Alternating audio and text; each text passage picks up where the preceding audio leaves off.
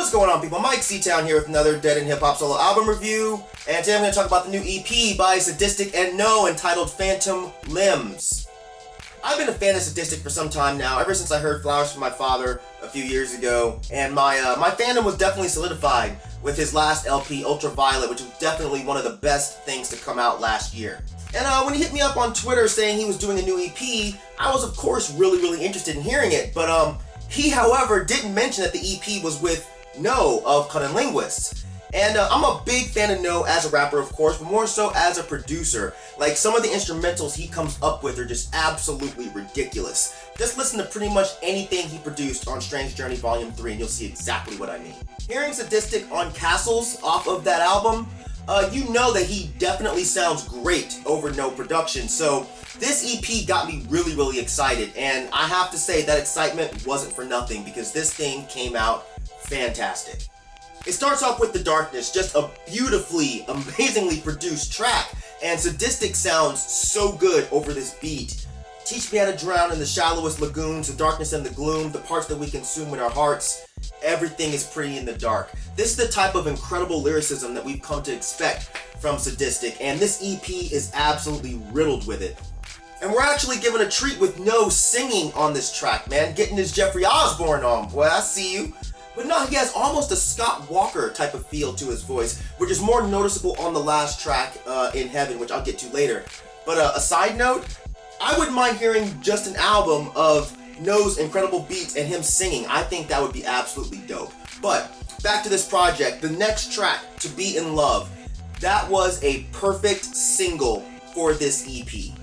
It's probably my favorite beat on the whole project, and the layers, you know, the lush sounds that Kno puts out here is just so perfect, and Sadistik fits so perfectly with this type of sound. I love you, I'm an addict, you're in my attic, the flowers that I grew for you still bloom into the patterns. This song seems to be Sadistik's message to a love once had and now gone, and about how even though she's no longer there, she still affects him in a number of ways, you know, ways that he can't quite get past. I have to talk about Hers Forever, you know, not just because it's a great track, but because it's where my opinion about the theme of this album started to change. I listened to this multiple times, and I thought I had a pretty decent grasp of what it was about, but this song started to change my mind just a little bit. She's a praying mantis chewing on my praying hands, pray tell, can you cage a man in brain cells? This is an amazing line, but it started to make me think that maybe the idea of a woman might be a little bit off. Then on Kno's verse is when I really started to think a bit harder about what these songs could really be about. I started thinking this is about more than just love lost. It seemed that the woman here could actually be a metaphor for something else. Drugs, mental illness maybe. Kno says, the more she tore at my flesh and bored through my chest, seashore at my vest, and crest via saline.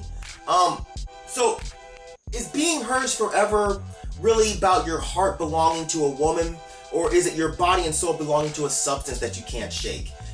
I'm not really sure. This is just a question I'm throwing out there. Daydreams is probably my second favorite song on here. The beautiful, lush beat with Sadistik verses that seem to be about a man who's tortured by the images that appear when he goes to sleep. You know, contemplating suicide. He wonders if things would be better for him if he was not a part of this world. And but then there's lines again like I feel so fragile for a second when I astral soar about the Matterhorn and Capricorn. I walk the line like a matador on borrowed time that I can't afford. That could give credence to the idea of these songs being about more than what we initially thought when we first listened to the project. The Posse cut, Unaware. That was immediately interesting to me, mainly because I really like Shiesty Christ, who's a feature on this track. I discovered him through Niggas with Latitudes, which was a mixtape that was him and Deacon the Villain of Cunning Linguists, and that shit was dope as hell, and I've been a fan ever since.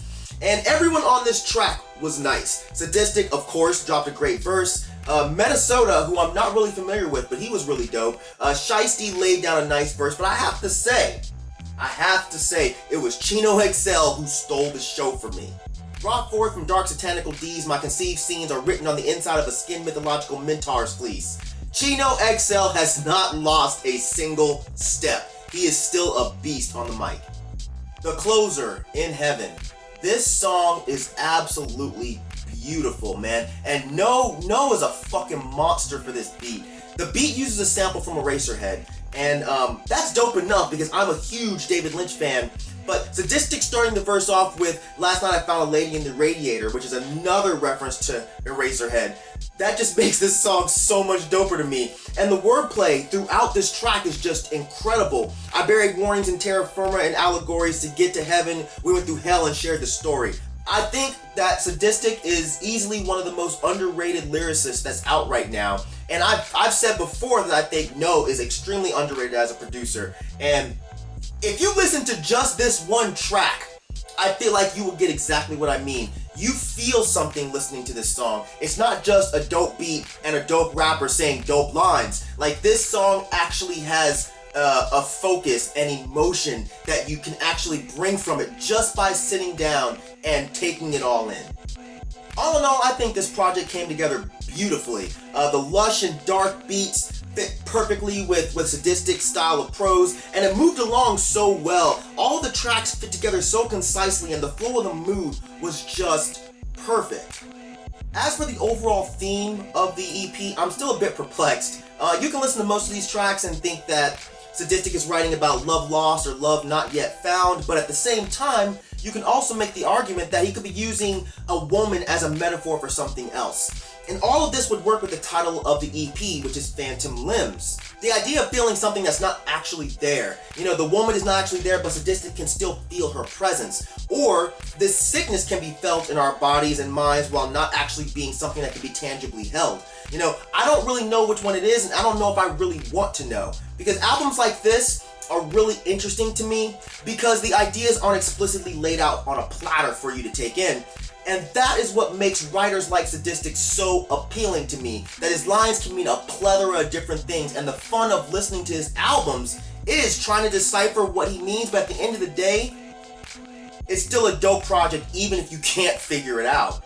Sadistik's rhyme style fits better when it's overcome with atmosphere, and Kno delivers that on every single track. Each beat is so intricately produced that it moves along so beautifully, and Sadistik's intricate rhymes complement each beat flawlessly, and I wish this had been a full length, man. Like, these guys go so well together. And I'm glad these one rapper, one producer projects are getting more popular, and I think this one should definitely be one of the more common examples that people could use to say that this whole concept is a great idea. Overall, I loved this project from start to finish. Not a single skippable track, not a single moment that should be ignored. I feel like these guys make use of every single second that they have your ears, and as a fan of music, that is something that I can definitely appreciate. So that's it. Let me know, have you heard this project? And if you did, let me know what you think. Let me know what you think of the beats. Let me know what you think of the rhymes. Let me know what you think the overall theme of the project was. Am I completely off base? Am I kind of sort of on point? Or does it even really fucking matter? Just let me know. And if you have not listened to this project, I'll include a link in the description section down there for you to click and go listen to it, because this project should not be missed. So far, this is one of the best things I've heard this year, and maybe one of the best things I've heard from Sadistik. This guy, for me, keeps getting better and better with every project. So, yeah, check it out. You know how we do. Thank you for living, thank you for loving, thank you for being you, and I will see you guys next time. Alright? Peace, bitches. So I can do that Jeffrey Osborne shit too, boy.